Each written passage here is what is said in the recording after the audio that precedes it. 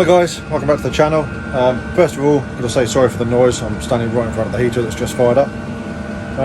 Secondly, we're making progress with Ewan's stomp. In the last video, we cut the front end off, and in this video, we're going to start rebuilding the front end. Again, I mentioned previously about getting a firewall made. We have now got a laser cut firewall. The plan is to get that on there like that. I know for a fact the top of this firewall is too high, but it was designed, I drew it too big so I can cut it back. I'd rather be too big than too small, but it will fit on there quite neatly. We're going to have to cut the bottom out as well to suit. We're going to have to do a bit of trimming, full stop, on this firewall. So yeah, we need to do some marking, get some T-nuts in the back of them. We're actually, you might not be able to see, there's actually some engraved centre lines on here. Because we've got the vertical lines on the sides, I'm actually going to put the centre lines on the back so I can actually line them up. So what I need to do is transfer the vertical centre line to the front so I can then get that centred looking down the model. Once we've got the T-nuts in the back, we can then epoxy the whole lot onto the front. So that's the plan for just now. So it's a bit hard to show you one-handed, but we've just checked all the hole patterns against the radial mount. They are fine. So what we need to do now is get, it's actually going to be on this side, get T-nuts in here so we can mount it that way. So we've then got the holes in the back, the alignment marks in the back here for lining up on the firewall. What I haven't done yet is actually bring the centre line across so I can see it on this side. That mark there is probably where we're going to cut the top of the firewall once we know where everything's going to sit. And we need to work out where the bottom of the firewall is going to sit as well and see what we need to cut out of there. Ewan's currently trying to find a drill bit to open these up to the right size for the T-nuts to go through. And I suspect with these T-nuts, where they're going to sit in the back here, we're probably going to have to cut like one side off to actually clear this section once they're in the firewall. But we'll get them just loosely slaved in and see what it looks like. Okay, so firewall is loosely in place. It's not glued or anything, it's just dry fitted. The T-nuts, I'll bring you in. So, how can you see this? The T-nuts are literally just placed in the holes just so we can see where they're lying. You might or might not be able to see, we've had to cut one side off the lower ones to clear this side, which is fine. The upper ones don't need cut because they're above these. As mentioned before, we will be cutting the top of this firewall once we know exactly where these T-nuts sit once they're glued in.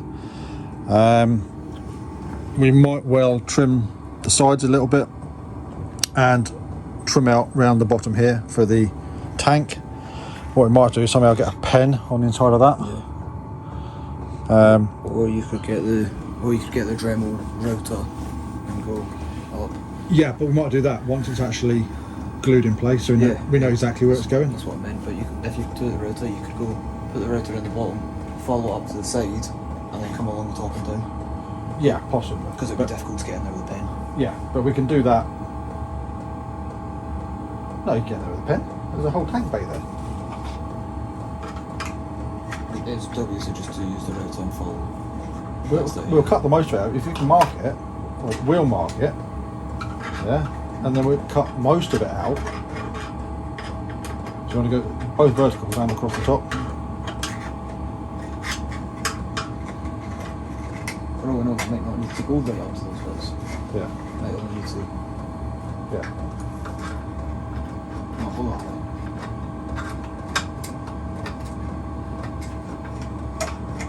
We do need to cut it to the same tank dimensions for the tank to slide in. Yeah, but the tank dimensions might not be right up to the top here to get to slide in. There it is. Never mind then. Yeah, so after that discussion, we're now going to take the firewall off, get some epoxy mixed up, put a bit of a dab of epoxy around each T-nut, put the mount on with a screw it all in, pull the T-nuts down tight, and let the epoxy go off. With a bit of grease around the bolts so the box doesn't stick. Yes. Right, so one firewall, cut T-nuts in place, it's all pulled in, it's epoxied in place, trimmed around the outsides to the size that's going to work for us. I was going to say the size we need, but it's going to work for us. And now we need to glue it on there. Ewan is currently mixing up some epoxy, and we'll get it in place. Firewall is glued in place. That'll be left now overnight at least, and then the next thing to do will be to get some backing support pieces, some quadrant or something in hardwood to join or to support the joint between these members, whatever these are called, and the firewall itself. Everything's in line as best as we can make it. Vertical up down thrust is in line, left right thrust is in line, vertical position, central position's all in line. There's not much else we can do to make it any better, really. That was the hard part of this project, or the most Scary part for you. intimidating. It's not a bad thing to do, it's not a hard thing to do, but it's getting it right that's the issue. Cut too much off and then you've got to build it forwards again. Put a thicker firewall. Or if you don't cut enough off, but then you lose your marks, you've got no reference. So that's why I put all the vertical marks in as a reference, for getting everything straight and true again. But yeah, it's coming along. I'm going to be working on this for a couple of days now myself, because somebody else is going to Ireland for the weekend. I'll maybe certainly get this firewall supported and see how far I get with the project. But yeah, next segment, getting the supports on. Okay then, as you can see, it's progressed a little bit more. I'll bring up to speed what we've got. Firewall glued in, supporting structure in behind it, glued in. I've got a throttle linkage bell crank made up. This is actually a Tony Clark one. It's a kit for 38. So this link here will somehow go this way to a servo. I don't actually know where that servo is going to be yet. We did initially think in here, but I'm thinking we want to try and keep the weight as far back as possible. So what I might do is just create a push-pull rod somehow through the fuselage here to a servo that's actually sitting in there just now. Now the other issues we've had, the cowling's actually outside just now. I've just put some primer on it, but this is very tight to the cowl.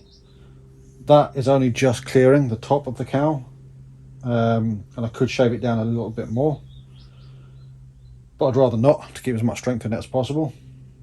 There's a few millimeters clearance between that flywheel and the cowl, but the issue is this prop driver is just very slightly behind the cowl by about 2 millimeters, maybe not even quite that. Now it's not, initially I thought it was my measuring. I thought I've taken it back too far, when in reality I have, but I actually tried spacing the motor forwards by 6.5 mil, quarter ply, spacing it forwards. I thought that'd be enough, get the prop driver forwards, put that on, bolted the engine in place. Yes, the prop driver sticks out. Problem is the flywheel then hits the cowl. So we're in a bit of a catch-22 situation. I've spoken to a few people, and I'm now actually getting what I call a spacer ring to go on the prop driver. It's only going to be 4 millimeters thick, which is roughly the size of most spinners, but it's only going to be that diameter, and it's just going to be a spacer plate to go on behind the prop, just to take the prop just that little bit further forwards. I'd much rather that than try and fiddle faff around trying to get an extended prop shaft or anything like that. As it was pointed out to me, the bearings are only twin bearings in this engine and they're very close together. So the further away you go from the from the bearings, the more chance of an imbalance is going to cause problems to the engine and the bearings, excessive wear. So we will get it to work. I've got to wait for that to come. I've got to wait for a few other things to come as well. We're getting the exhaust modified. I'm actually getting a couple of 38 exhausts modified to have the down tubes in them so they clear out the bottom. What else? Yeah, we're getting there. Once I've got this throttle route figured out in my head and I've got the cowling dry, I need to make sure the cowling can fit and clear the carb and everything. Now, I think one of the problems I'm going to have is that the carb, when fully fitted to the engine, won't allow the cowling to go over unless I cut out stupid amounts of the cowling, which I don't really want to do. One option I've got is to actually have the carb loose but still connected up, so eventually connect up to the fuel line, connect up to the throttle linkage, but have it loose so I can manoeuvre it within the cowling as I'm putting the cowl on, which is what I want to try. And then once the cowl's on in place, put the 2 bolts in for the choke, not for the choke, for the carb. The cowl shouldn't be coming on and off that often, so I think it's an option that's going to work. So yeah, I'll be trying that, seeing what happens. It's actually moving along quite well, but I'll come back to you once I've got this throttle looked at. It's been a good few hours since that last clip. I've had to do a bit of head scratching, but we're there. We've got an engine, again, it's only temporarily in place just now. We've got a throttle linkage. I'll bring you in, hold on. Right, we've got a throttle linkage here. Oh, well, can you see that? There's a bell crank there.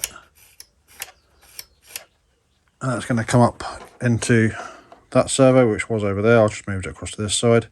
There's a couple of holes there at the end of my finger, which are actually on, I don't know how well well, I don't think you'll be able to see at all. There's actually some holes through there because we need to run the kill wires from the engine back to the kill switch that we're going to be putting in. And that's going to be obviously just tank bay in here. The one thing we will have to do that I'm just thinking about is create some sort of heat shield here for the tank if that's going to be in there. I'm sure we'll figure out something for that. So throttle linkage I'm happy with, engine mounting I'm happy with. I can't remember if I mentioned it in the last clip or not. The cowl as it's here, you can see it's now had a light rub down. It's had its first coat of white primer. Got a big hoofing, great big hole here for the carb. So to get the cowl to fit with the engine, the engine's got to be where it is just now, distance wise. The prop drive flange, shall we say, it's just shy of that face. You can't get an extension prop driver for these engines, so I've actually already organised a spacer, 4mm spacer, to be machined down for me. It's probably the thickness of what a spinner would be at that point, but it's just going to be the diameter of the prop hub, just to bring the prop just that little bit further forwards to clear the cowl. What else? So really the next stage now is to get the engine off, give everything a check over at the front end again, make sure I haven't missed anything, give all the bare woodwork a good coating of epoxy, just some thin brush on epoxy to seal it all, glue in the throttle outer a bit more securely because it's only just tacked in place just now really. And that is the bulk of the work done. I'll save all those other bits for the next video in this one. Got some painting to do on the cowl. As I've got, that's its first coat of white primer. I have to rub that down tomorrow, get another good coat of white primer on, leave that again overnight, then rub down, and then I can put the first coat of white top on it. I don't know if it's the correct colour, but I'll see what it looks like when it comes out. It's never going to be a perfect match for the white on this aeroplane, but if it's close, I'll be happy, I think. If it looks good from 20 foot away, we'll be happy. So that's all going to be in the next video to do with the Stampe. After dinner now, as it's getting quite late, I'm going to do some more sheeting over there on a certain other project, which you may or may not have seen by now. I don't know how these videos are going to go out, but yeah, if you're liking this sort of content, give us a thumbs up. It's all greatly appreciated. If you're watching this and not already, please subscribe to the channel. It's great help to the channel, and it's of no cost or whatever to yourself. You'll get notified when when we put new videos up. Have you noticed Ewan's been doing some videos recently? What do you think to them? Let us know in the comments below. He's keen. He's just not shy, but he's not quite sure of himself yet doing videos like that. Words of encouragement, always helpful. I think he can do it, and he's getting better with every one he does. But yeah, for myself in the workshop, building Ewan's planes for him, I'll catch you next time.